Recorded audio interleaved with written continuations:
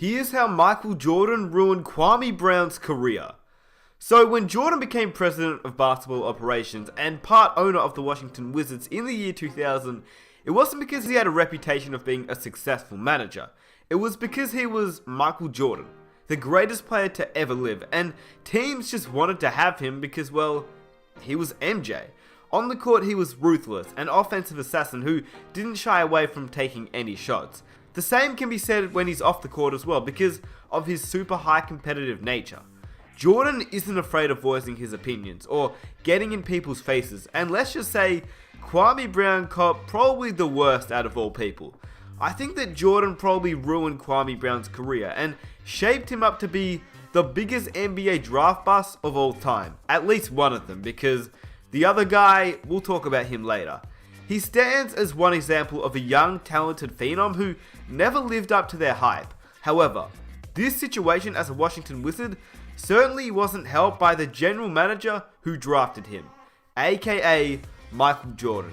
Now, before I get started with the video, I just want to say that first off, I know I haven't posted in about a week. My bad, school is just hectic at the moment. I also want to say that I met a few of you guys over the past week. I signed a few autographs, took some photos with you guys, so that was awesome. Shout out to you guys, you know who you are.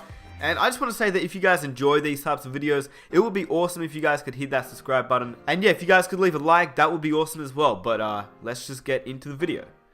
Now, I will say this, and people never talk about this when they're discussing the Kwame Brown and Michael Jordan relationship, because it's honestly hard to really understand, and honestly, it started out really well. In fact, it started out as a big brother, little brother relationship, or more of a father-son relationship. Sounds weird, but I will get into that. When no one wanted Brown, Mike did. He picked Kwame Brown with the first overall pick in the 2002 NBA draft, but we all know that. What you probably don't know is this story. Now, we all know that Kwame Brown already had confidence issues. I mean, he was really not confident at all. Despite being one of the highly scouted players entering in the 2002 draft, Kwame said this after being drafted #1 overall. The guy probably took the biggest risk of his life, picking a high school player #1 overall. This is what Kwame Brown said. "I'm conscious that if I screw up, I'm messing with Michael's reputation. I know he's going to work me to death." Now, come on now, let's be honest, he was absolutely shitting himself immediately after Jordan drafted him, but Jordan actually invited Kwame to his house so they could work out together. He took him under his wing until Mike realized that they were completely different and their personalities just wouldn't cooperate.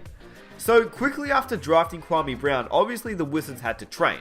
Obviously, like every team, training involved every player that was part of the Wizards organization. And during training, apparently Jordan, obviously being a player at the time since he was obviously manager and player, he made it incredibly tough for other players, but especially for rookie Kwame Brown. According to Kwame, and I quote, "He ritually reduced Brown to tears in front of the team, and more reprehensively, constantly referred to Brown as a flaming faggot." Now that is just crazy, and of course it's straight up savage. I know that Jordan is a tough guy and all, but man, that is probably going too far in my opinion. Not to mention, I believe that this is true because no one has ever denied this statement. Kwame hadn't, Jordan hasn't, and none of the players have, so if nobody's denied it, it's an obvious statement, and I believe it's true. That's what Jordan said to Kwame Brown. So obviously the clash of personalities was just messed up to the max, to put it in really simple terms. I mean, this is what Kwame Brown said the night before being drafted to his coach, his high school coach. He said, "Coach, I don't want to do this. If I'm the #1 player taken, I know the expectations. I'm so far away from being the #1 pick, I'm not ready for this." I don't know about you, but this man Kwame Brown has lacked confidence from day one. Even before day one. Day -25, Kwame Brown lacked confidence. From before entering the NBA, Kwame Brown just had no confidence. So despite showing signs of what he could do on the court, he just had no confidence, which is crazy because he was a decent player in high school. Yeah, I know that he was a year older in high school, which made him dominate a little bit more. Plus, he was a little bit taller and bigger. But he still just had no confidence, and it was just his personality.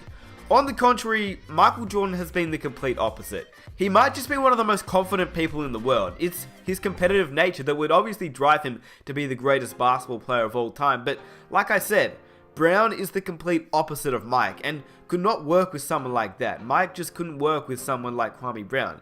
He just can't. He's too aggressive and insane to deal with. I mean, let's be honest, for someone who calls another man a sook, soft, and well, a flaming faggot, that's just crazy. So can you just imagine being drafted and all this happening before your first NBA game? Let alone you just came out of high school. Not college, high school. You're a teenager.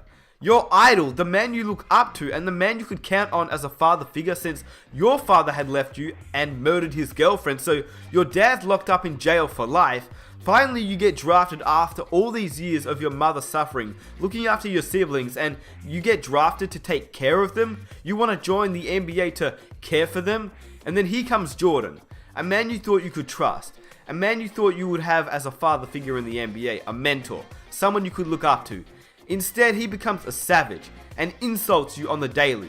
Yeah, that's how Michael Jordan ruined Kwame Brown's career. I mean, Kwame maybe had 1% of confidence entering the NBA. After his first training with Jordan, his confidence would have dropped to negative 1,000. I mean, Kwame would have a bad game. He'd get booed by the fans and then practice with Jordan, who would just obliterate him whenever he made a mistake. Jordan wouldn't let up, even when Kwame Brown was working hard to try and improve. And no one called Jordan out because he was a legend. By drafting Kwame Brown number 1, he made it his responsibility to mentor Kwame. Instead, he just humiliated him. And I hope you guys enjoyed this video. Now, I want to ask you, what do you think?